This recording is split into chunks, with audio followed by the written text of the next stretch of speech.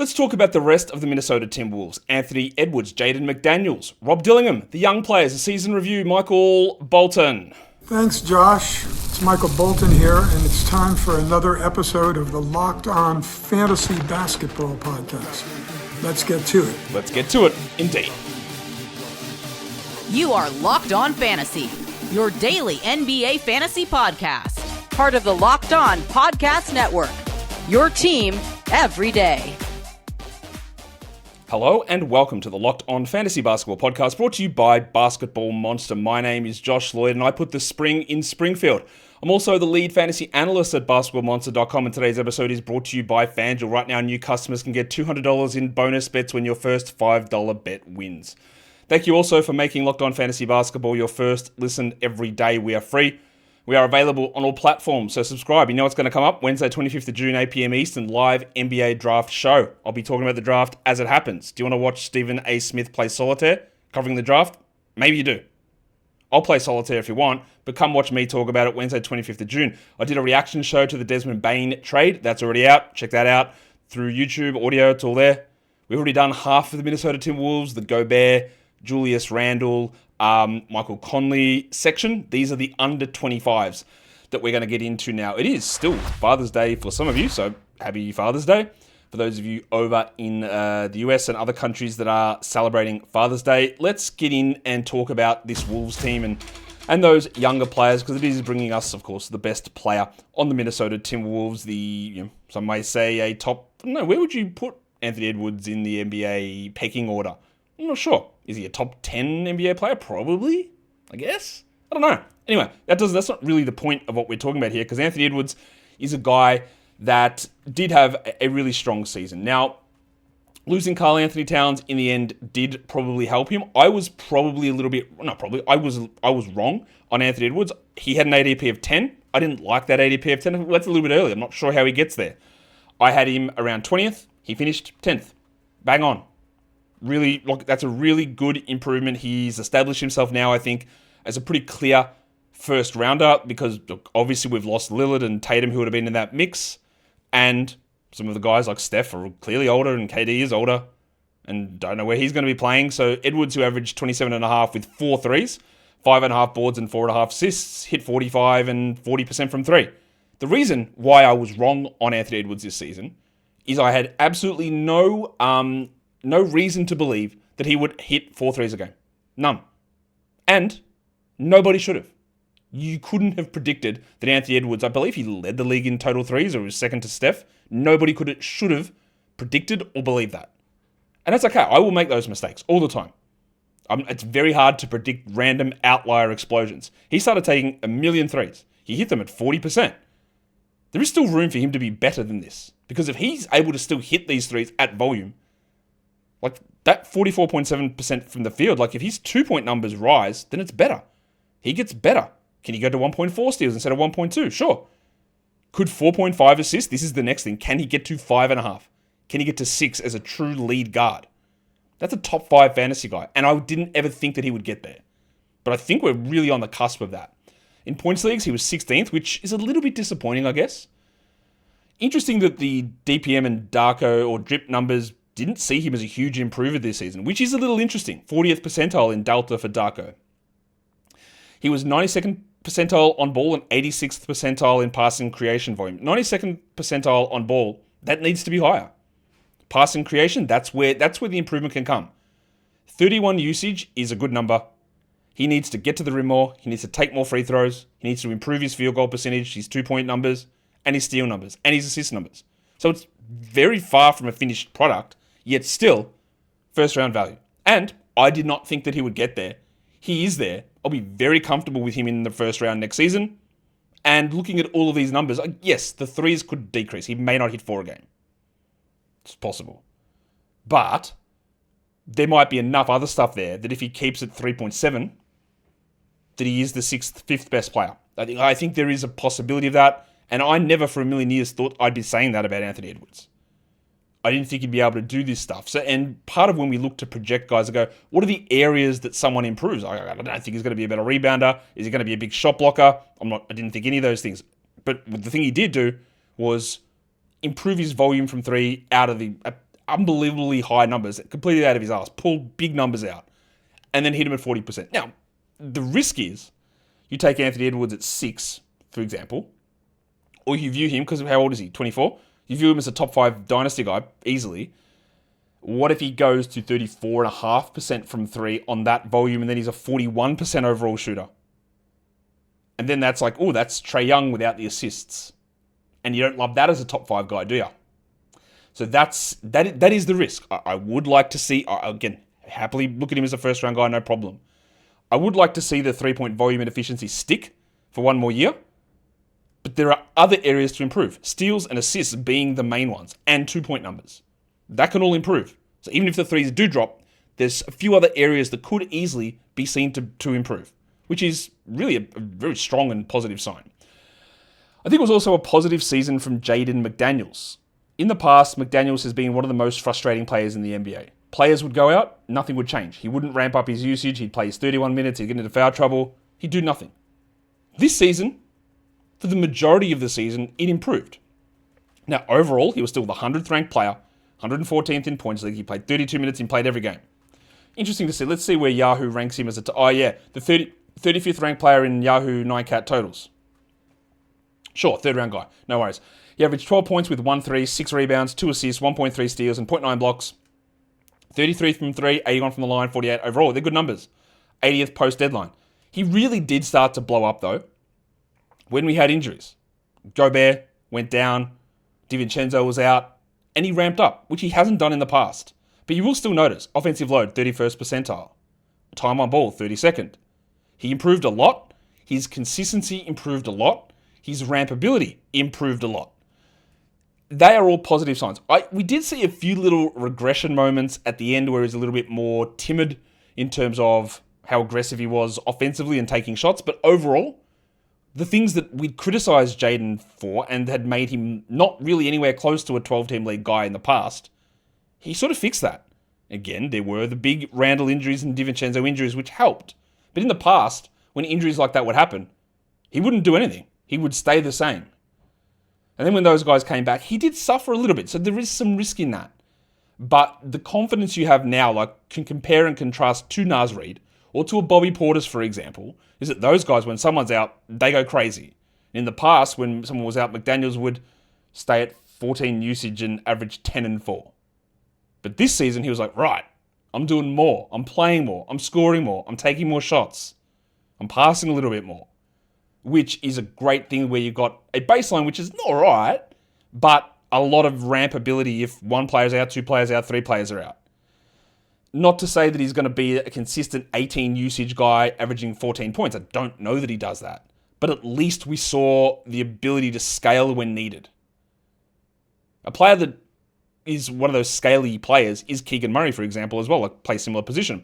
And he pulls himself way back, but a couple of guys go out and he can pull the usage up.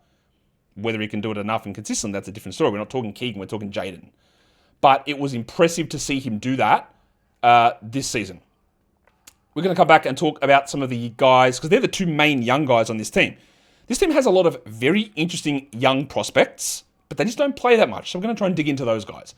Today's episode is brought to you by Monarch Money. Do you ever check your bank account and wonder where did all the money go? Because you're eating out, there's online shopping, entertainment. It can be easy to lose track. That's where Monarch Money comes in. It's your personal CFO, giving you full visibility and control over your finances. It's not just a budgeting app, though.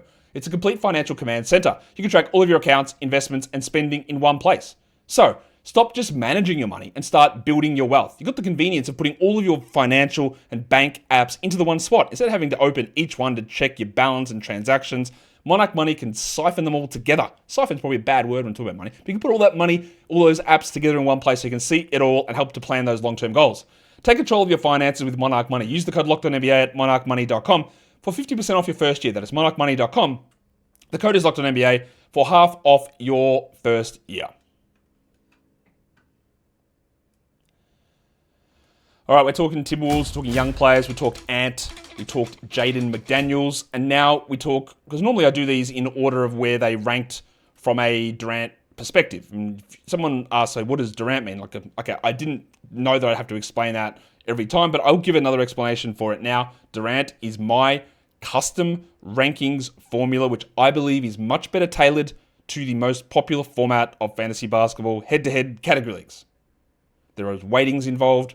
There's an adjustment to the way that regular Z scores are created because I believe that there is a huge flaw in that system. And there's weightings, there's things that prioritize for the head-to-head nature of a league, and that is what Durant is. So, normally when I go through these, we do it in order of Durant ranking, but the third highest under 25 player in Durant ranking for this team was a guy that I didn't even know was on this team. I forgot about it the other day. It was the big stiffy, Bones Hyland. We're not going to talk about him because there's more interest in big Rob Dillingham, and by big I mean very little. Rob Dillingham was a player that I liked a lot in the draft. I was pretty interested in him as a draft prospect. I don't know about the value of the Wolves trading up for him, but there's a lot of salary implications in that. I had no understanding or no belief that Rob would come anywhere close to having value this season. I had him ranked outside the top 300 for the year, and he ended up worse, 449th. He averaged 4.5 points with a rebound. 2 assists, 44% from the field. Now, the 53 from the line is very confusing. Like so many rookies, he shot poorly, even though that's one of his strengths, 34% from 3. I wouldn't say that much. There were a couple of explosion games from Rob where he'd come in and play in the fourth quarter and hit 4 shots in a row and the highlight reel bias would kick in. But overall, he wasn't very good. And that's okay. He's he's 20, undersized, 6'1", rookie on a veteran team that didn't need to play him. Whether they play him now with the DiVincenzo, Alexander Walker, we don't know what their roles are going to be. Whereas Mike Conley fitting with his age, Rob is not ready to be a starter at all. He may never be a starter. But you would think that the 49 games, 11 minutes, both of those numbers will improve. He had 22 usage. That might stay the same. You would hope that he hits some free throws instead of half of them, which is an insanely bad number. 94th percentile on ball, 77th passing creation volume. So good passing numbers. Good lead guard opportunities and reps, even though he didn't play a huge amount. I'm not giving up on Rob Dillingham. Often when rookies, especially guards, struggle in year one, it is a good buy low time in dynasty formats. But remember, yes, he was a top 8 pick, but the draft was terrible. Like, where would he go in comparison to Nolan Traore? Where would he go in comparison to Jace Richardson or Kasparis Yakuchonis or Yegor Demon? Like, he'd obviously go behind Dylan Harper. I think that, like, Demon and Yakuchonis, I think he'd be ahead of those guys maybe. Traore, Richardson, I'd have Richardson ahead of Dillingham, but I still had Rob pretty high. So I think there is still some value here in him. It's just going to take a little bit of time to get there. And we saw the issues, the size, the strength. Defensively, there's problems. And rookies can't shoot. He couldn't shoot. He will be better. He won't likely be a standard league guy next season. Although, again, Mike Conley, I don't know where we go here. Is DiVincenzo going to be the starting point guard? Or does Rob just have this insane second-year leap and step up? I would say he's more going to move into a 20-minute role, which makes him deeper league relevant, and we start to see some skills showcase. But if we don't get the improvements, then we get to a problem where it's like, now what do we do? I will just quickly talk about Bones Hyland, because he's a restricted free agent on this team. He was signed on a 2-way. You'll see that I've put a photo of him there playing for the Clippers, because there's just no evidence that he played games for the Wolves. I think he played 1 game for them. As per usual for Bones, 28 usage. He played 10 minutes a game over his time for the Clippers and the Wolves. He didn't play in Atlanta. He averaged 6 and 1. He shot 39% from 3 and 88 from line. He is a very good shooter, but there's maturity issues, there's off-court issues, there's defensive issues, there's on-court issues. Someone I thought could develop into a pretty solid starter has squandered that opportunity. And while he is still he is still young, he's actually 25, so he's not 21. Some of the younger guys that we haven't seen much are incredibly young. Bones is not one of them. So I would say it's pretty fair to suggest that I've lost quite a bit of faith in Bones. It was a terrible season. Teams had given up on him. Teams talk to each other, obviously, so they know when there's inside sources like, hey, this guy acting like a dickhead, you might want to be cautious about that. Atlanta traded for him and said, bro, don't even bother coming, my guy. See you later. We don't want you here, which is not a great sign. And then on a 2-way and then barely played in Minnesota. So, yeah, some of the faith in Bones that I had early on in his career, and that's what happens. You have faith. I can see the skills. I can see the shape. I can see where this can go. And you have that faith. And then when it doesn't develop each year, you start to lose it. And that's where I am with Bones. Jaylen Clark didn't play at all as a rookie. Second round pick 2 years ago. Torn Achilles recovery all last season. Came back. and actually became a actual part of the rotation. They converted his two-way contract to a full-time contract so he could play in the playoffs. He didn't play a huge amount, 40 games, 13 minutes. He defended incredibly well. He shot incredibly well. The shooting was something I was iffy with him coming out of college, but defensively, everything that we saw translated across. He was 431st, averaging 9 fantasy points as well. They're not good numbers. But 0.9 steals in 13 minutes is a ridiculously good number. That's almost a 2 steals per 36. In fact, it's more than 2 steals per 36. It's a huge number. He hit his threes. He hit his twos at an okay rate. He's more of he's not a point guard. He's more of a wing. You know who he is?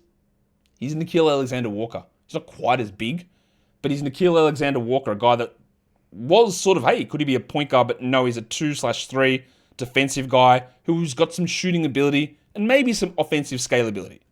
Deflections, 96th percentile. Time on ball, 1st percentile. Offensive load, 8th percentile. So offensively, he did nothing. I think there's more in him than that. A little bit of passing, but there's more in him than those numbers suggest. But defensively is where he's at. And if you can turn into a reliable guy offensively, like make a smart decision, make the shots again at this level, then there is a clear rotation place here if Alexander Walker is gone. So he's 24, a bit older as a rookie, a bit older as a young player, missed his first season. Last season was year 2, but his rookie year. Someone that I think will have some little flashes of at least 14 team league value, but maybe not much more than that at the moment. But I'm not giving up on his long-term potential. Not giving up on that. Let's now talk about one of those young guys on this team who's still incredibly young. He's 22. It's Josh Minott, and he's got an incredibly impressive and useful fantasy profile. The problem is the minutes aren't there. He played 46 games. He was a part of the rotation early in the season, and then he ended up playing 6 minutes a night. He was the 480th ranked player. It does become pretty tough to judge or to assess the numbers of guys like Minott, to a lesser extent, Dillingham, and then when we get to talk about him in a second, Leonard Miller, because they just play so little in the NBA. But Minott is a small forward. No, he's really a power forward who is a very good steals guy, decent shot blocker, 33% from 3, 90% from the line, 49% overall, but 17 usage, but 2.6 points, because he's just not playing enough. Both the advanced metric deltas really liked him. They thought he improved a lot. I agree with that. His deflection rate, incredible. He's one of the best steals guys that does go around. He just, the way this team is structured, there are just no minutes that are available. Even though he did have that rotation run early in the year, we just didn't see it consistently. But remember, when we're going to talk about some of these other guys, he's 22. He's not old. There's still, there are going to be plenty of players drafted this season in the draft who are older than Josh Minott. I'm going to see what his age is. 22.4. Right, he's young. Plenty of players are going to be drafted older than him. We already talked about Jaylen Clark and Bones Hyland are both older than him. 2 years for Bones. So Minott is still, there's still plenty of space here for him to be better. He's got a team option. I think they'll pick it up. But it's going to require some stuff like Naz Reid. Is he leaving? Is Julius Randle out of here? Will they ever want to trust Minott as a starter? And we are 3 years in. You should start to have a little bit of doubt that that's going to happen. But like I said, he's still really young. I can still see it happening. I can still see him being a low-end starter, and maybe he has 1 or 2 years of top 175 fantasy value. There's a steals, blocks, rebounds with some threes, maybe some scoring. 17 usage isn't bad. But again, every year we get further along where it doesn't develop enough, we do have to start having some concerns about the long-term viability of it. One of those other guys we're going to come back and talk about in a sec, that's Leonard Miller. We'll come back to him soon. Today's episode, though, is brought to you by FanDuel Sportsbook, and with the NBA Finals in full swing. We've got at least 2 games left. There's highlights every day. Huge performances, offensive and defensive. And whether it's a game-winning shot or a big breakout play, there's never been a better time to get in on the action. FanDuel makes it easy to stay in the game before tip-off and live during the game. Player props, performance trends, same-game parlays. Fans have more ways than ever to play smart and to win big. You know the players that show up in the big moments. We've seen it from Tyrese Halliburton. We've seen it from Shai Gilgeous-Alexander. We've seen Pascal Siakam and Chet Holmgren, Miles Turner. We've seen big games from all these guys. And you could bet on their live props during the game with FanDuel. And as a new FanDuel customer, well, if you can get $200 in bonus bets, why wouldn't you? All you got to do is get your first $5 bet to win. So if you are new to FanDuel, it's a perfect time to sign up. Head to FanDuel.com and place your first $5 bet. If it wins, you get $200 in bonus bets. Make every moment more with FanDuel, official sports betting partner of the NBA, and don't forget to gamble responsibly. Don't know what happened there with that ad. I'm going to go back and just make sure that I do the right button. There we go. Just so that the editors on the back end know to take it out for certain things that they do. That's why those transitions are there as we peek behind the curtain, because there are certain things where people need to edit that stuff and change it around, which is okay. Yeah, there you go. Behind the curtain, Wizard of Oz. Let's talk about the Timberwolves. Again, we talked Josh Minott. Let's talk about a player that had, for some reason, a lot of motion heading into the season. People saw Terrence Shannon in Summer League and went, oh yeah, this guy's got to be in the rotation and won't even start for the Wolves, I heard some people say, which was literally never going to happen. Shannon overcame a lot of adversity, and people often say that when there are sexual assault charges, like, oh, he overcame adversity. What's the adversity? Did he rape somebody? In a lot of cases, that's true. For Shannon, overcoming adversity is actually true because he was charged with that, and it was completely false. It was proven to be false. The woman lied about it, so he had to deal with those allegations against him through college, which is a tough thing to deal with. I still have a lot of concerns about Shannon as a player in terms of his overall impact in the NBA. We talked about the youth of Josh Minott. Terrence Shannon is a rookie. He's almost 2.5 years older than Minott. So he's already 25. He had 18 usage. That will ramp up. He played 11 minutes. Could he be someone that replaces Nickeil Alexander-Walker? I think it's possible. The worry I have with Shannon from a fantasy production point of view, but also a real-life NBA point of view, is I don't know what he does.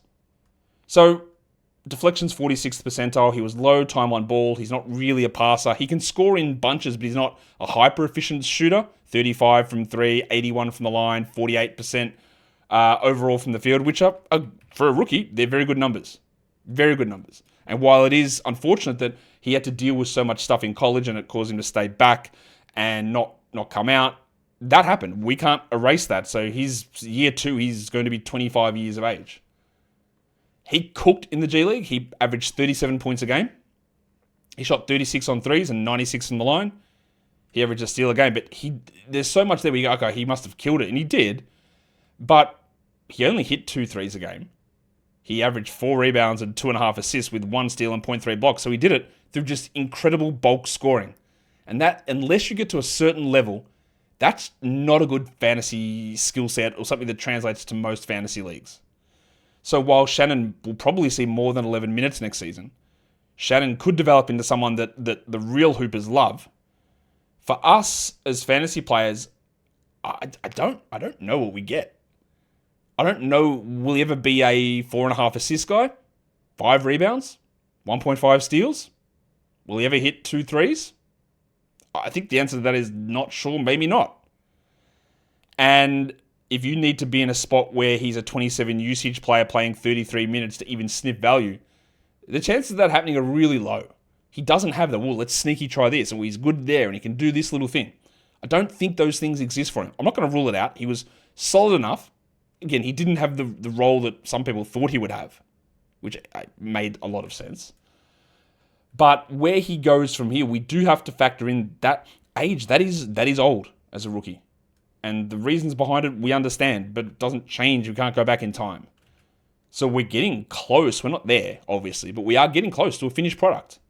And at the moment, it's a volume scorer who's not a bad on-ball defender, pretty good, decent enough there, but I'm not sure what actual stuff he does elsewise. This will be a really key season. It's 25-26 season in the calendar, but also in his age. There is the potential that a rotation spot opens up. And he is a regular 18-minute-a-night player who scales up if somebody else is out. But other things need to develop. Are you a reliable shooter? Can you provide defensive playmaking stats? Can you get an assist or 2? Or is it just all volume? And even that 36% from 3, is that even real? Because he wasn't a good shooter in college. So that's, again, something to just be aware of. It's almost impossible to have any real judgment on Leonard Miller. I thought Leonard Miller should have been at least a top 20 pick in his draft. G League Ignite guys, we can have that discussion at any point. It's so many of them have just failed to do anything in the league, and Miller was one of those guys. He just doesn't play. 2 minutes a game. 26 total minutes in the NBA this season.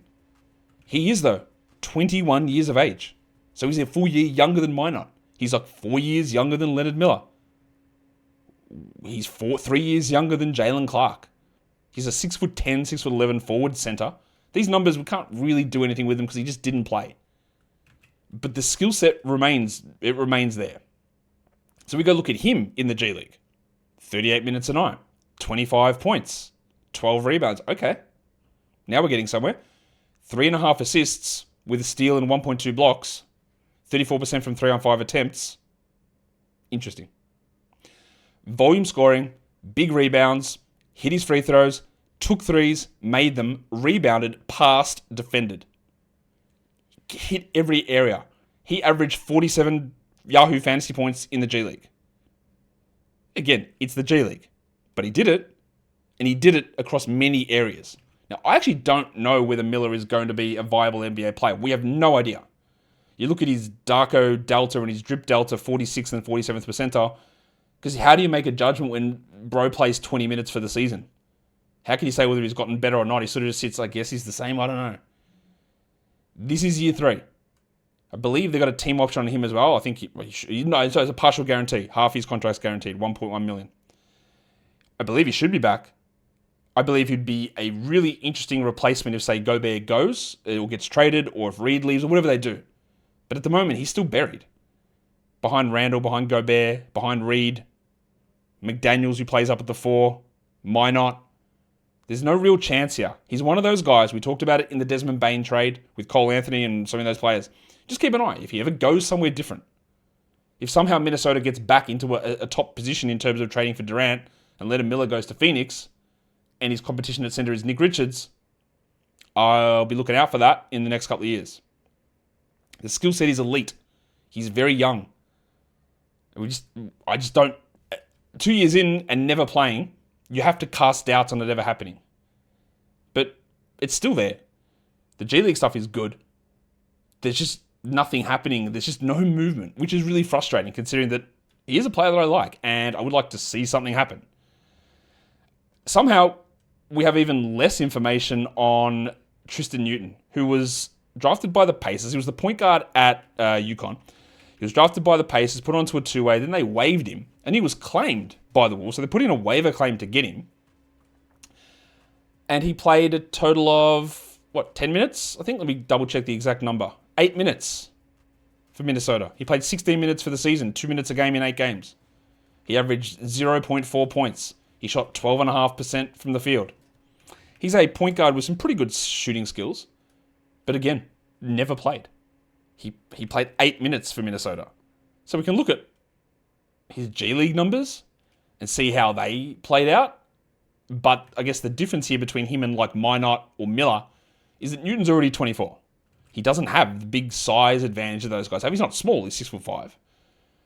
But he averaged 36 minutes, but only 17 points. 34 from 3. 6.7 assists is good, 1.8 steals is good, obviously. But I'd like you to do a little bit more usage-wise and scoring-wise in the G League. The assists, steals, give you something interesting. And again, this team does need point guard help. But Dillingham, DiVincenzo, Conley, they're all still there.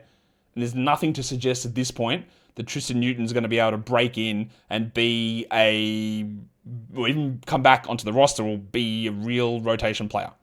Time runs out when you're a 24-year-old, second-round, 2-way contract player who doesn't play. It becomes tough. There are a few little things. The steals and assists are interesting. The threes, I think, will be okay. But we are a long way from that. What we aren't a long way away from is the end of the show, because we're there now. So, I hope you watched the Desmond Bane trade video earlier in the day. I hope you watched the first Timberwolves season review show and the second one tomorrow. We are doing the Los Angeles Lakers.